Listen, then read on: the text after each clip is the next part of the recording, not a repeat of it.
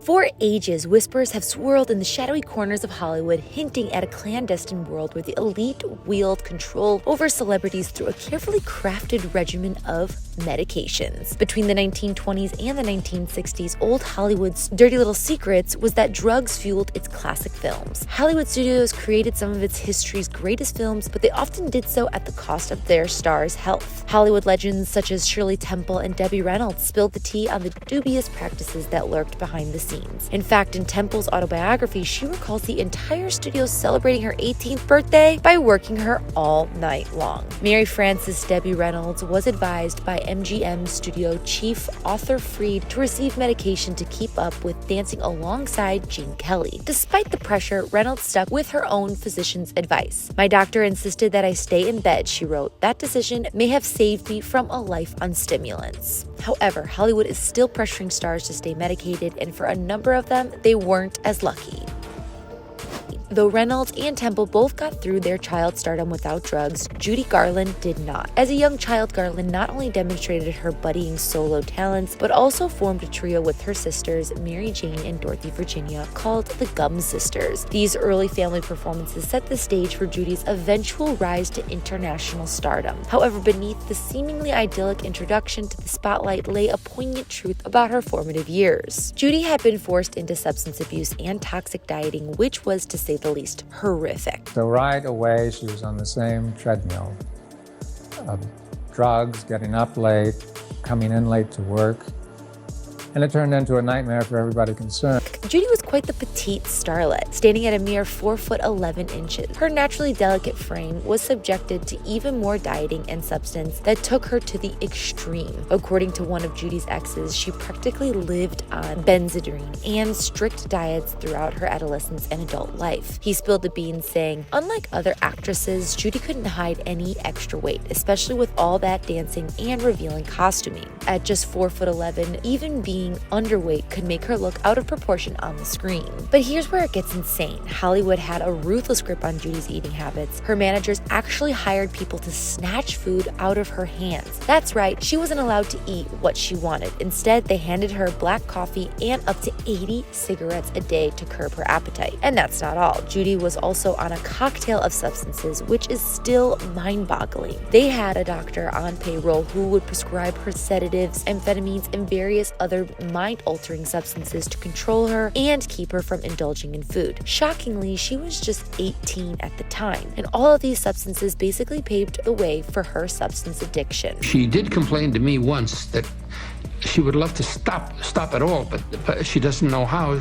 She says, "You can't go tell Mr. Mayor, you won't do it." What's even worse was that young Judy wanted to stop the medication, but she knew the executives would never allow her. That's what it meant. She knew there was no way that she could turn and, refuse this medication. Over time, Judy became ensnared by these substances. In fact, her ex-husband wrote in his book that her justification for using these substances was her supposed weight issue. However, the truth was that she had developed a dependency on these substances, and she couldn't even perform in front of the cameras without them. She had become fully addicted. All of this reoccurring substance use, coupled with her extreme diet, had a devastating impact on Judy. She started to become excessively thin, experiencing hair loss, and there seemed to be no way for her to seek help. Her weight dropped precipitously, her hair was falling out, and the studio recommended a doctor who resorted to administering shock treatments. Eventually, the substance abuse years caught up with her, and she was found dead by her husband, Michael Deans, in their home on June 22nd, 1969. The Scotland Yard autopsy recorded that Judy Garland's cause of death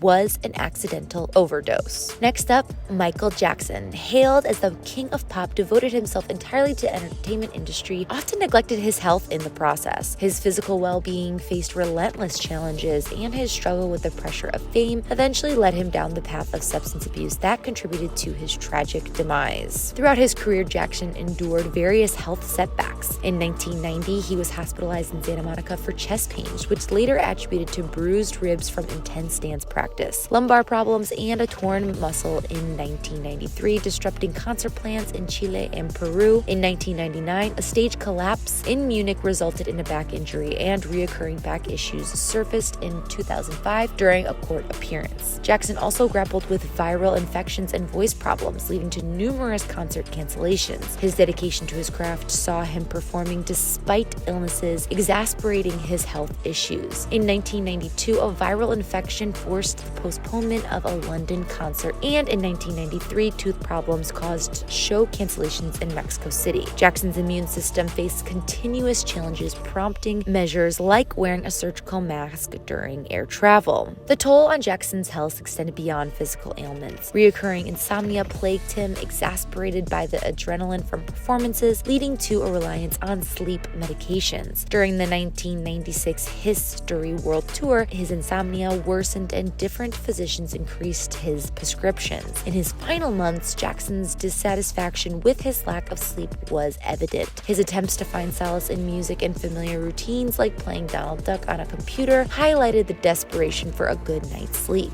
The exhaustive nature of his Hollywood lifestyle likely contributed to his substance abuse. Alan Metzger, testifying in Dr. Conrad Murray's trial, revealed that Jackson's insomnia intensified during tours, necessitating increased prescriptions. Nurse Lee, who monitored Jackson's nighttime routine, observed his yearning for sufficient sleep, reflecting his deteriorating mental and physical state. As the pressures mounted, Jackson turned to substances, seeking relief from the relentless demands of his career. The toll of Hollywood's expectations, coupled with his relentless pursuit of perfection, left him exhausted and vulnerable. Substance abuse became a coping mechanism, a way to endure the unrelenting stress. In the end, the combination of health issues, substance abuse, and overwhelming demands of his career became insurmountable for Michael Jackson. On June 25, 2009, just shy of 3 weeks before he was set to kick off his concert residency in London, a series of sold-out shows, Michael Jackson passed away due to cardiac arrest resulting from an overdose of propofol and benzodiazepines. Next up,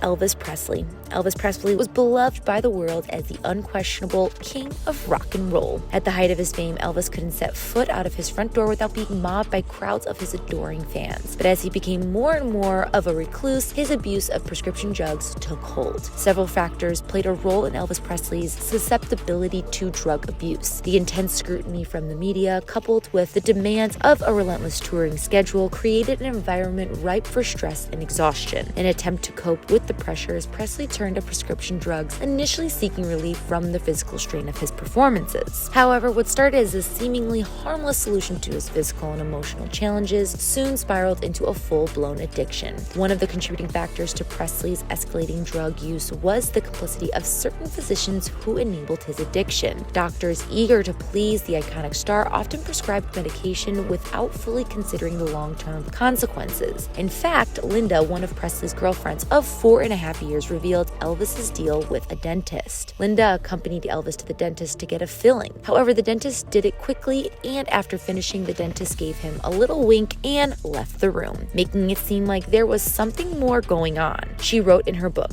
Elvis immediately opened the cabinet under the sink and took out a giant jar of pills. Without hesitation, he began taking handfuls of pills and stuffing them into random pockets. Linda said it was clear that this wasn't the first time he'd done this, and that although he acted like it was totally natural, she couldn't believe what she was seeing. He explained to her that the dentist knew what he was doing and that it was just sleeping pills, which were tough to get prescriptions for. Linda said, having lived with him for more than a month, I knew he had to take sleeping pills to go to sleep and something else to wake him up, as well as often something to pep him up to go on stage. Linda said Elvis didn't think of himself as an addict and that there was a stigma attached to drug addiction that the star would have been very embarrassed by. This easy access to prescription drugs facilitated Presley's descent into dependency. As the 1960s progressed, Elvis Presley's drug use intensified. His reliance on prescription medication expanded to include powerful drugs like Demerol, Quaaludes, and codeine. The toll of his physical and mental health became increasingly evident, leading to erratic behavior and weight fluctuations. The impact of Elvis's drug addiction extended to his professional life. Concerts that were once electrifying experiences began to suffer as his health deteriorated. The addiction then took a toll on his personal life. His relationships, particularly his marriage to Priscilla Presley, were strained as the pressures of his career and substance abuse strained their connection. Recognizing the severity of his addiction, Elvis Presley made sporadic attempts at rehabilitation. He sought treatment in hospitals, trying to break free from the grips of drugs. However, these efforts were often short-lived as he struggled to reconcile reconcile the demands of his career with the need for sustained recovery. Elvis's battle with drug addiction reached its tragic conclusion on August 16, 1977, where he was found unresponsive at Graceland, his Memphis mansion.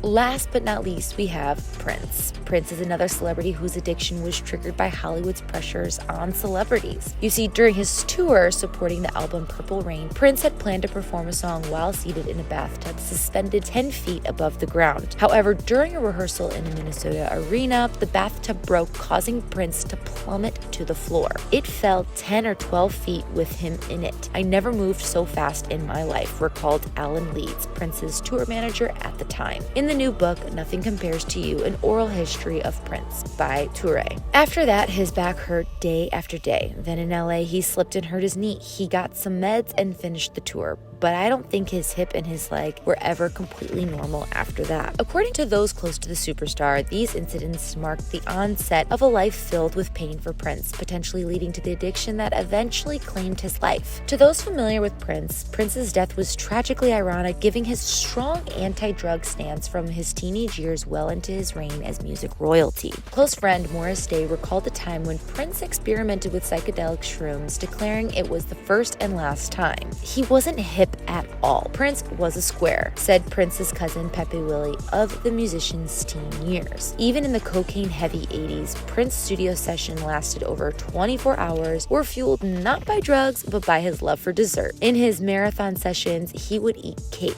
He loved cake, mostly vanilla with chocolate frosting, said Susanna Melvin, Prince's one-time fiance and vocalist in several of his bands. While Prince wouldn't tolerate drug use by his band members and reportedly even ended a relationship with singer Vanity due to her drug preferences, the unexpected turn came around the time of the commercial failure of the 1988 album Love Sexy. Prince began taking ecstasy and hallucinogens recreationally, a dramatic departure from his previous square image. He started doing hallucinogens with his then girlfriend Ingrid Chavez and all these different people, and looking back now, for me, that's a red flag, said Jill Jones, a background vocalist for the star. While dabbling in drugs, Prince also dealt with the constant pain from his tour injuries. According to Touré, Prince may have been self-medicating as early as the early 90s. Morris Hayes, Prince's keyboardist for almost 2 decades, believed that Prince did a stint in rehab in 1994. Despite Prince's denial, his erratic behavior and a missed rehearsal fueled suspicion.